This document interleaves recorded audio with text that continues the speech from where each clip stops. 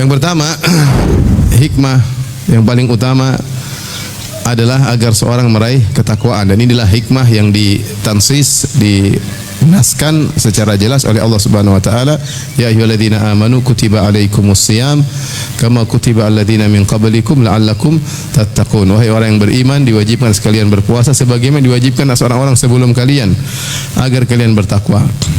Di sini Allah memberikan tasliyah, yaitu hiburan, bahwasanya ibadah puasa bukan ibadah yang baru, ibadah sudah pernah ada sebelumnya dan sudah ada umat-umat sebelumnya yang melakukannya, yaitu Yahudi dan Nasara. Yahud dan Nasara mereka juga ibadah puasa, sampai sekarang mereka masih berpuasa. Demikian juga sebagian Nasara masih tetap berpuasa, Yahudi masih juga berpuasa. Maka ini bukan ibadah yang baru, dan juga isyarat agar kalian berpacu sebagaimana mereka umat-umat terdahulu pernah melaksanakan ibadah ini, kalian harusnya juga berpacu. Dan tujuan utama la'allakum tattaqun, agar kalian bertakwa. Jadi kalau kita lihat ibadah puasa ini adalah sarana, sementara tujuannya takwa adalah tujuan, ghayah. Maka jika ibadah tersebut, sarana tersebut tidak mengantarkan kepada ghayah, kepada tujuan, maka ibadah tersebut sia-sia. Makanya banyak dalam hadis menjelaskan, kalau ternyata puasa seseorang tidak mengantarkan dia kepada ketakwaan, maka puasanya sia-sia. Contoh seperti sabda Nabi sallallahu alaihi wasallam, "Man lam yada' qaula zur wal jahla wal amala bihi, falaysa lillahi hajatun fi ayyada' ta'amahu wa syarabahu." Siapa yang berpuasa namun tetap tidak meninggalkan dusta, tetap berdusta, tetap melakukan maksiat, maka Allah tidak butuh dengan lapar dan dahaganya. Artinya puasanya sia-sia. Puasanya sia-sia meskipun dia berpuasa. Kenapa? Karena tidak mengantarkan kepada tujuan, kepada ghayah. Ya.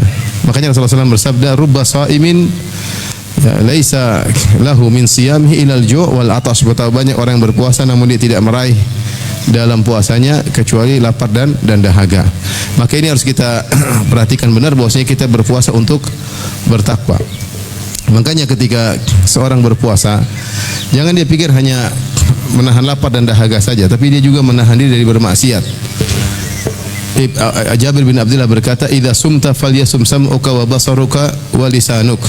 Kalau kau berpuasa, maka hendaknya matamu juga puasa, telingamu juga puasa, dan lisanmu juga puasa. Maka nasihat buat saya pribadi dan juga kawan-kawan sekalian, rekan-rekan sekalian, di masuk bulan Ramadan ini bulan yang spesial. Kita dosa terlalu banyak ya, enggak semua kita banyak dosa. Dan ibadah kita kurang. Oleh karenanya ini kesempatan kita untuk totalitas dalam beribadah. Ingat, jangan kita coreng kesucian puasa kita dengan maksiat.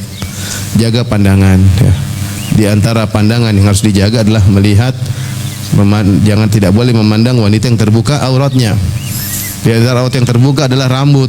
Jadi kalau kita lagi lihat perempuan rambutnya terbuka, kita tundukkan pandangan, jangan melotot ya. Justru kita tundukkan pandangan. Apalagi terlihat betisnya, terlihat dadanya, lebih parah lagi. Maka dari situ waspada dengan medsos. Seorang di bulan Ramadan kalau bisa berhenti medsos lebih baik. Karena mustahil kalau dia bermedsos dia selamat pandangannya, mustahil ya.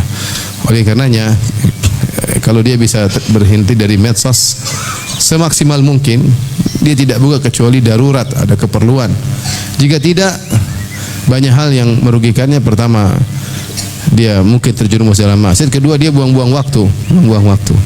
Akhirnya ngeklik ini, ngeklik itu, ngeklik ini, ngeklik. Apa yang dia lihat, dia tidak bisa jaga pandangannya, dia tidak bisa jaga pendengarannya. Terkadang dia tidak bisa jaga lisannya, akhirnya dia komentar dengan komentar yang tidak layak atau komentar ngawur, komentar yang menggambarkan emosi, sehingga puasa dia akhirnya tercoreng, khawatir pahalanya tidak ada. Ya, oleh karenanya ini yang harus diperhatikan, karena puasa itu menahan lapar, menahan dahaga, menahan syahwat, itu sarana untuk meraih ketakwaan. Ketika ketakwaan tidak diraih gara-gara puasa itu tidak ada nilainya di sisi Allah Subhanahu wa taala. Makanya sebagian salaf mengatakan, jika seorang berpuasa kemudian ghibah, maka puasanya gugur, tidak ada nilainya sama sekali. Bahkan sebagian salaf mengatakan bukan cuma pahalanya yang gugur, puasanya juga batal.